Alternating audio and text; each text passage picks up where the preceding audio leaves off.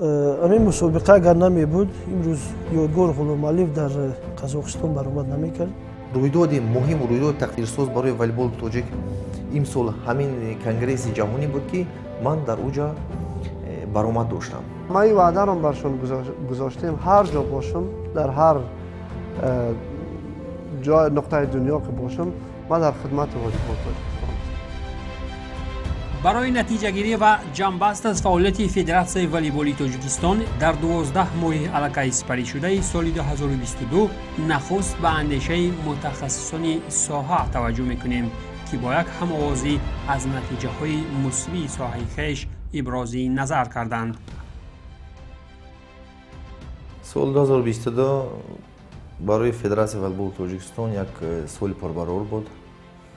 یک سال پیشروی بود، یک سال بسیار پرموفق بود، چون که ما در سال 2022 در دسته منتخب تاجیکستان مردم در دو مسابقه بین المللی بیرون از کشور و دو مسابقه بین المللی دسته بانوان اشتراک کردند. فکر میکنم که سال 2022 یکی از پردستاوردترین سالهای والیبال تاجیکستان بود، به خصوص مسابقات بین المللی که با اشتراک 3 تیم از ازبکستان و قزاقستان و تاجیکستان اشتراک کرده بودند که توانست تیم ملی والیبال تاجیکستان جایگاه دوم در این مسابقات به دست بیاره و با تفاوت امتیاز مقام دوم گرفتند، با وجودی که در مقابل قزاقستان 2 بار بازی شد و بازی اول 3-2 بازنده و بازی دوم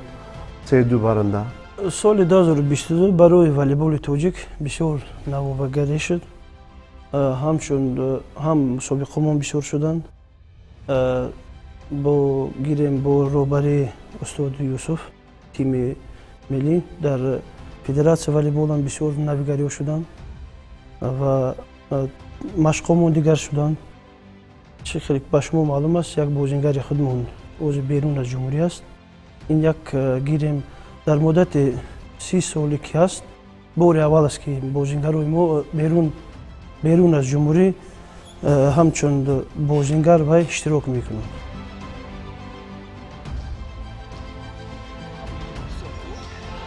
ضربه کوتاه فرید شکورов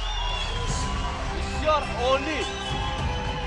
بازیکنی خیلی هم خوب، 13 بر 13 خوبه. چگونه الکای زمانی که در هوا بود تو برای خوبای.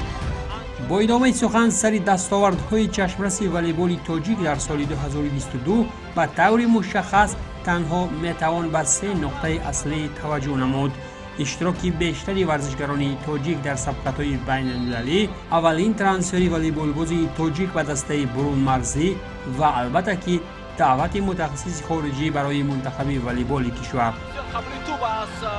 خوب از جانب بازیگران ما، اما بازیگر رقم سوم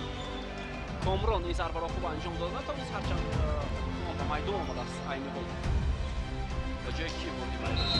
با جای منوچهر یوسف و بازیگر رقم 5 را هم در میدان میبینیم.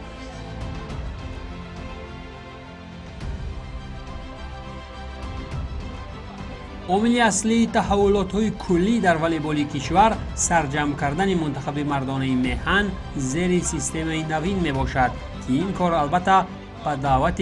متخصص خارجی از کشور افغانستان همسایه ربط دارد.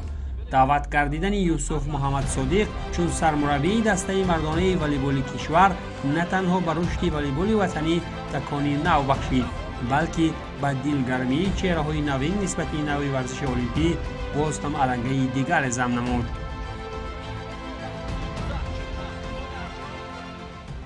تعیین مربی تیم ملی هم راستی گپ از جانب وی بود، از جانب پیشنهاد تعیین با تیم ملی از جانب فدراسیون جهانی بود که فدراسیون جهانی خواهش کردند که برای بلند برداشتن سطح والیبال تاجیک میتوانید محمد یوسف صادق به صفت مربی تیم ملی تعیین کنید و دستگیری فدراسیون جهانی گفتن که بر شما بر فدراسیون والیبال تاجیکستان دوچند می شود. به خاطر همین نفر و ما همین هم کردیم و دستگیری فدراسیون بین‌المللی والیبال هم قبول کردیم.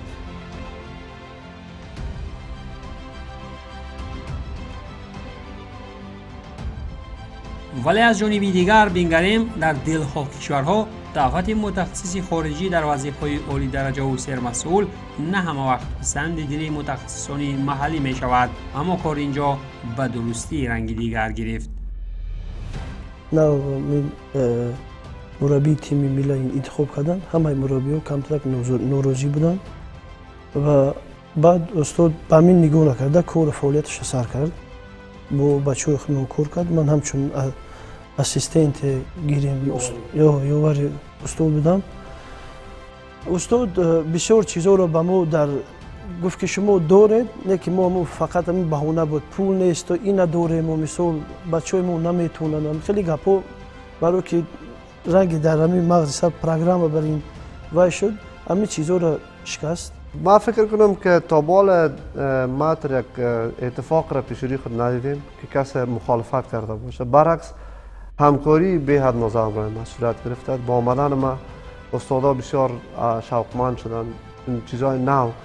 این ارتباط میگیره به شیوهی که مربی یا متخصص هم شیوهی را که پیش میگیره که به خاطر همکاری. ما اینجا به خاطر از این آمدم که کس را بگیم تو نمیفهمی تو میفهمی توی خیلی است و خیلی. ما آمدیم که یاردم کنیم، همکاری کنیم فدراسیون والیبال، مربی‌ها را همکاری کنیم که ما چه خیلی حرکت بکنیم، چه خیلی پیش بریم. هم شانه به شانه، پهلو در پهلو هم پیش میریم، حرکت میکنیم. یعنی باید تو یک چیز احساس نکردم. در اول ممکن احساس کرده باشن که به چی آمده یا اما بعدا وقتی که کار سر کردیم همه چیز معلوم شد که ما چی میخوایم، چی از دست ما میبره. یک چند تغییر و نویگری که در والیبال شد، روابط با فدراسیون جهانی، روابط با فدراسیون کشورهای دیگر که باهاشون آشنایی از قبل داشتیم.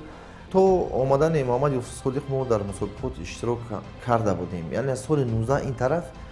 سفرمون به دولت‌های خارجی بسیارتر است. در مسابقات اشتراک کردن هم دعوت بسیارتر شده استیم، هم اشتراک هم کرده استیم. لیکن تا او وقت همون سیستم سابقی که بود با او بازی میکردیم، سیستم سابق دوره شوروی که بود با او بازی میکردیم بسیار وزمین هم بود، هم برای بازیگرا و هم برای مربی بسیار وزین هم بود. و امروز سیستم نوی جهانی که هست بسیار آسان است، بسیار سبک است برای بازیگران. و بعد از اونی که با سیستم نو گذاشتن ما تیم ملی ما در جمهوری ازبکستان در مسابقات اشتراک کردن و بسیار بازی خوب نشان دادن. تو به درجه بود که از کنفدراسیون آسیا، کنفدراسیون والیبال آسیا بر من ایمیل اومد که انمون نتیجه های چند ماهه کار ما نتیجه خوب داده است و بر ما تشکری هم کردن برای پیشرفت والیبال توجیه. حال است در مسابقه بین‌المللی که در پایتخت کشورمون شهر دوشنبه صورت گرفته ایستاده است و این هم اولین مراتب است بیننده عزیز، زیرا با ابتکار فدراسیون والیبال تاجیکستان و همچنین اسوسیاسیون والیبال گذاری آسیای مرکزی مسابقه اولین بار در پایتخت عزیزمون شهر دوشنبه صورت میگیرد. خب منوچهر نیازوف اولین ضربه از جانب او انجام شد و لیبرای تیم برگزاری مسابقه بین‌المللی والیبال میان سه کشور در شهر دوشنبه با اشتراک جمهوری‌های ازبکستان و قزاقستان البته در عمومی‌گردانی والیبال در کشور سهمی بارز گذاشت. جمهوری ازبکستان و جمهوری قزاقستان در مسابقه اشتراک نمودند و سه دسته بین هم رقابت کردند در دو دور. دور اول جمهوری تاجیکستان بر تیم ازبکستان غالب شد و بر تیم قزاقستان مغلوب شد.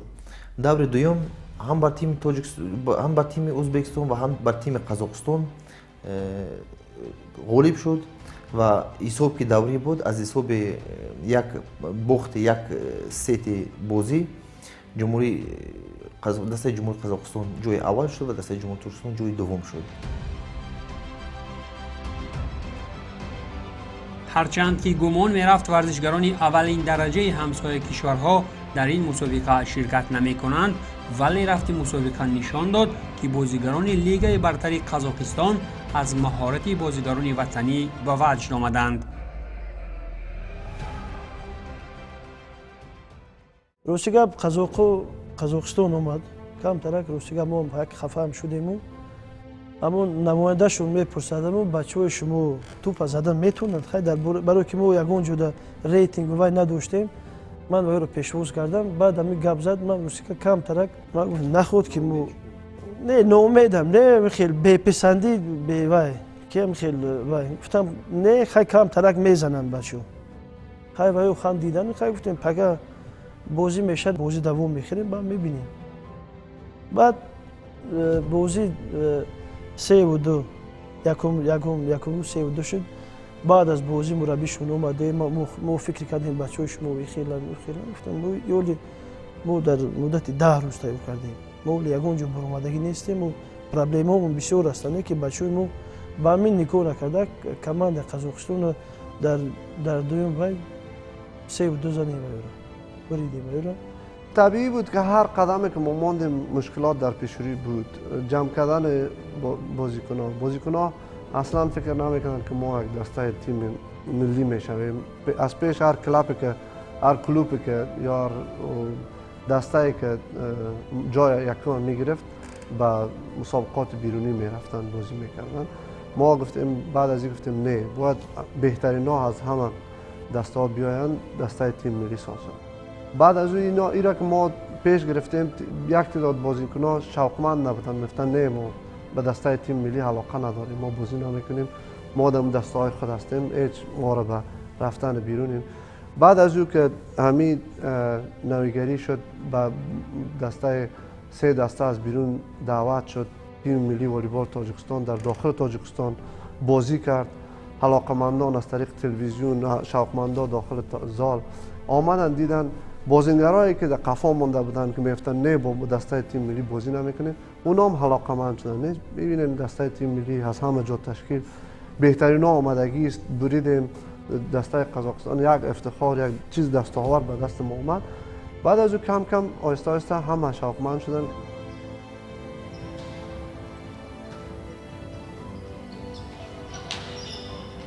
و یک بر یک است حالا نظر امام نظرов بسیار خوب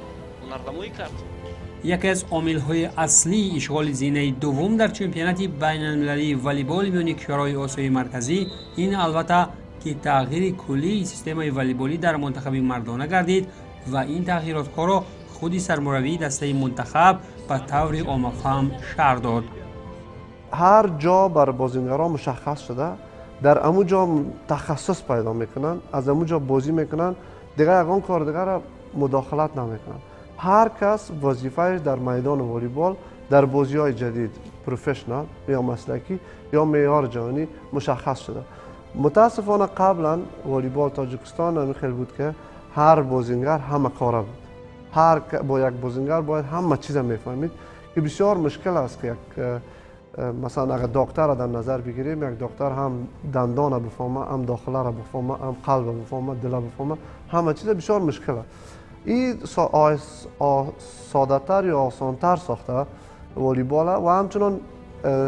توانمندی ها را بلندتر بوده به این خاطر چون هر کس جایگاه خودم میفهمه و یک وظیفه مشخص برش داده میشه با وظیفه مشخص همراهش مشق میشه این موثریت والیبال جایگاهش بلندتر میبره او تو همین روزا سیستم کونا قدیمش میکردیم بسیار چیزها رو نمیدونستیم راستی گپ از سببی که مربیان ما یگان جدا کورس‌های بازآموزی نداریم اما چیزی سیوز قطعی بود اما اتفاق شوروی گیریم همین وقتی که می استاد اومد استاد یوسف در مدت یک سال قریب گیریم یک 60-70% تغییرات شد هم از مسئله بازیگران و هم مسئله مشق دادن سرضربه خیلی موفق و تو هم رسید اما ضربه یادگار غلامعلیف تماشاگران گرامی خیلی خوب و با مقصد موفق نویدی دیگری تاریخی و قابل توجه در سمت رشد والیبال تاجیک در سال 2022 اولین ترانسفر والیبال بازی تاجیک به تیم برون مرزی می باشد. با سخنهای دیگر بگیریم، بعد انجام مسابقه بین المللی در شهر دوشنبه، بازیگر دسته منتخب کشور یادگار غلام علیف توانست که به دسته والیبالی شهر المهدی کشور قزاقستان گزارش انجام دهد. این رویداد مهم است که از ثمره چشمرس کار مربیان و خود فدراسیون والیبال را نشان داده انگیزه خاصه برای بازیگران دیگر می‌بخشد.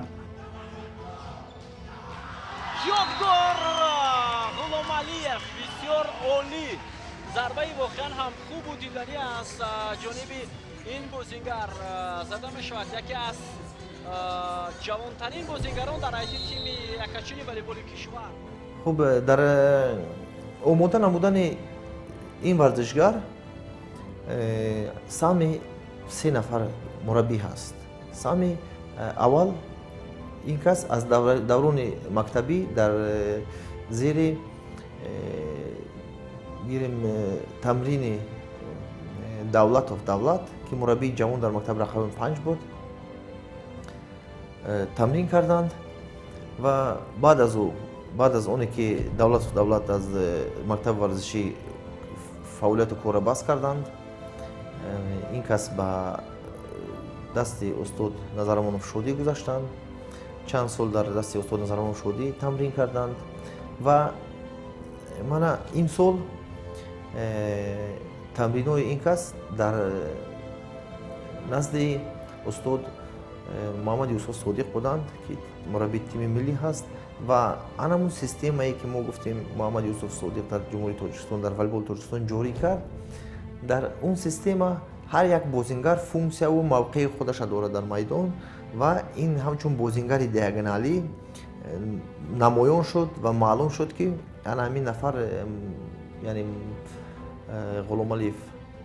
یادگار یکی از بهترین ها هست و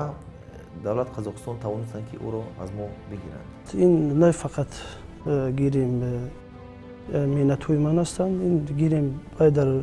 مکتب ورزشی رقم 5 در شهر دوشنبه است. گیریم بود ما هم وقت قید کنیم که در همه در شهر گیریم سکس والیبال است. یادگار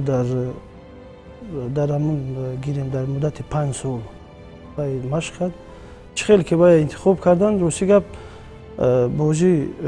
آسیوگی بود، در اونجا دیدن یادگار. بعد باز یک مسابقه دیگر در تاجیکستان بود، از قزاقستان آمدن. در همون وقت ما سزاوار جای دوم شدیم و گیریم اینم باز گیریم خدمت‌های گیریم استاد یوسف مربی تیم ملی است. فکر میکنم اولین مورد را که یادگار داشت به حد علاقمند از این بود که به معیارها خود برابر بسازد. میپالید که استاندارد پروفشنال والیبال مسلکی را بیاموزد. در وقت بسیار کم هفته یکی دو بار بغیر از مشق با ما تماس میگرفت، همین سیامکار از یوتیوب میافت، میفهمی خیلی ساز است، همین خیلی برای مثلا برای اتاک، برای پریژاق، برای جمع کردن، برای از اینا همه را میپرسید. با یاردم استاد شدی همه برش نظر میدادیم. بر علاوه که با ما مشق میکرد، با خودم مشق میکرد در خانه یا جای دیگر. با فکر همی بود که من والیبال ما پیشروی کنم. یکم گپی بود فکر میکنم تلاش خودش. دومی بود که بچه جوان بود، یاش بود، 20-21 سال بچه جوان است. برای دسته‌های کلوب‌های بیرونی بسیار برشان چی است مهم است که بازیگر جوان با خود داشته باشند. دیگر یک امتیاز کلانش قد بلند در حدود 2 متر 2 سانتی 2 متر قد یادگار قد داشت. دیگه این چیزایی است که همون معیارای است که یک دسته دیگر و خصوصا در بازی‌هایی که در آخر در مسابقات بین‌المللی در تاجیکستان کردیم جایش مشخص شده. جایی که باید بازی میکرد دنیا به اساس نام موقف میشناسه، نه اینکه یک بازیگر را بفهمه که همه کاره هست. مثلا جای یادگار دیاگونال یا اپوزیت تعیین شده بود، از اونجا بسیار خوب بازی میکرد، بهترین بازی را به نمایش می‌ذاشت.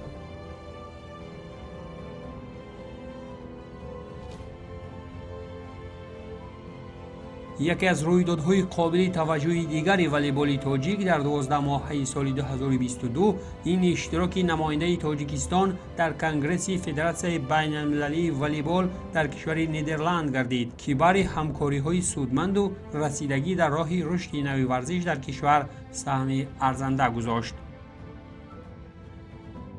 ما توانستیم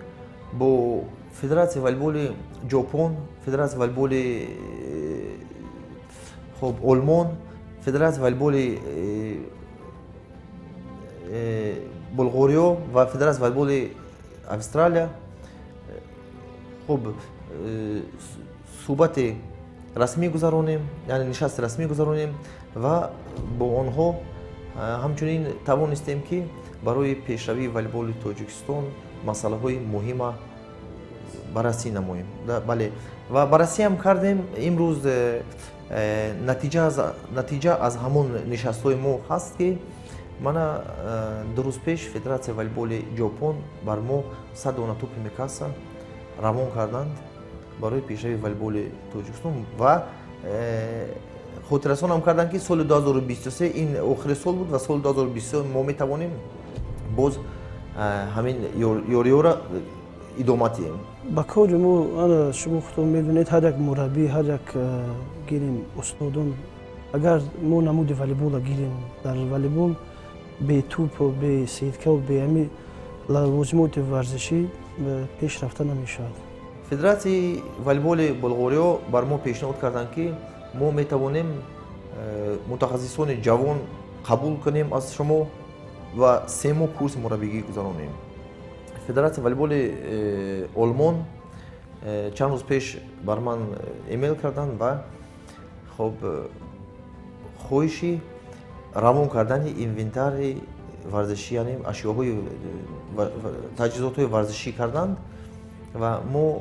با آنها در علاقه برآمدیم و گفتیم که ما میتوانیم همه چیز سال 2023 اول سال 2023 قبول کنیم.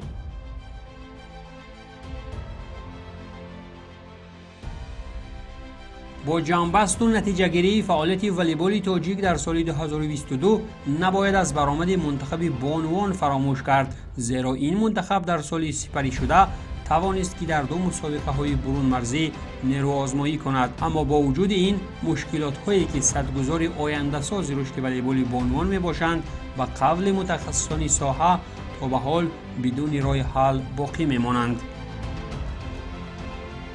چهره‌های نو انتخاب کنیم. ما میتوانیم دسته پرقوت‌تر آماده کنیم و روسی بسیار وای هستند، بسیار چهره‌های نو هم هستند، لیکن در بانوان پرابلم اساسی در چی است که امروز بانوانی که 18 ساله پر میکنند اکثریتشان با شوهر میبرند، خانه‌دار میشن و دیگر نه از جانب شوهرشان نه از جانب والدینشان با مشق و تمرین ها اجازه داده می شوند. یگانه پرابلم در ولایت مختار کوهستان برایشان در این ساحه نیست، چون که اساساً ورزشگرها با اویله‌دار میشن با ورزشگر و پورا دستگیری میکنند. انمو و اویله‌هاشون که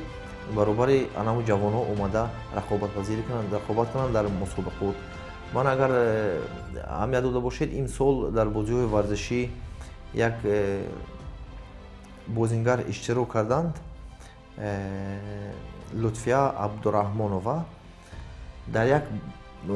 در میدان در یک دسته هم خودش هم دخترش بازی میکرد. بچه‌ها خفه نشوند، نه که همون ننگ و ناموسی که دخترها دارند روسی گپ گیریم دسته بدخشان و دسته دوشنبه و دسته مثال ولایت سوخت، 3 دسته بقوت هستند که یا مثال خودتون میدونید وقتی که دخترها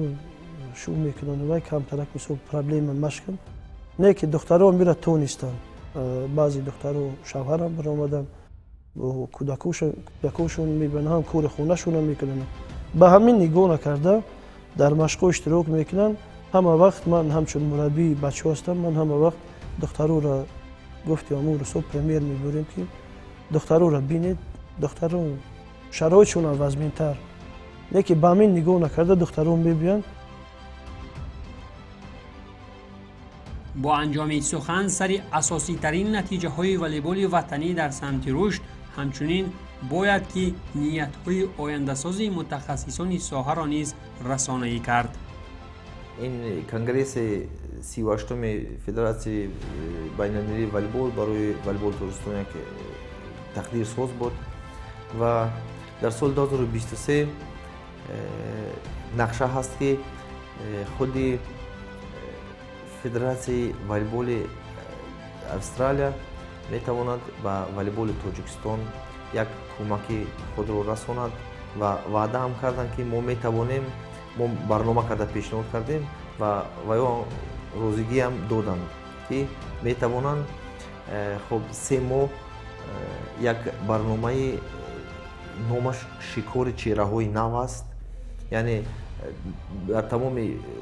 جمهوری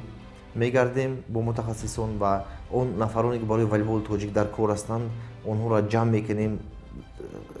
و در شماره 100 نفر و از بین 100 نفر تمرین میگذارانیم و آسته کم شده یک تیم بقوت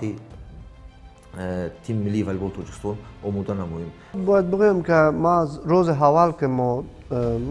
این سمت یا این مسئولیت به دوش گرفتیم، تلاش و کوشش خودم همی بوده که اگر روز نباشیم دیگر احساس نبود ما در والیبال تاجیکستان بر کس نبیاید که این نفر نیست، این کس نیست والیبال تاجیکستان. چیزی که در اختیار ما بوده، در دسترس ما بوده، چیزی را که من میفهمیدیم همه را کوشش میکنم، عالم کوشش میکنم انتقال بدیم بر دیگران، برای مربیایی که در تاجیکستان است، برای فدراسیون، برای همه که یگان اگر یک وقت ما در تاجیکستان نباشیم میرویم یا ای که از این موقف خود بیرون میشویم یک فرق یا تغییر در والیبال تاجیکستان نباید، یعنی پسروی نشه، پیشروی شود، پسروی نباشد. با رسانه‌ای کردن اساسی ترین جنبه های رشد والیبال تاجیک در 12 ماه تقویمی سال 2022 امید بر آن می‌بندیم که در سال نو 2023 پیشروی های والیبال تاجیک به مراتب بیشتر گردیده در این نوع ورزش زیبای المپی نیز در صحنه‌های ورزشی جهانی ما درخشانی بیشتری چهره‌های نوین را می‌بینیم.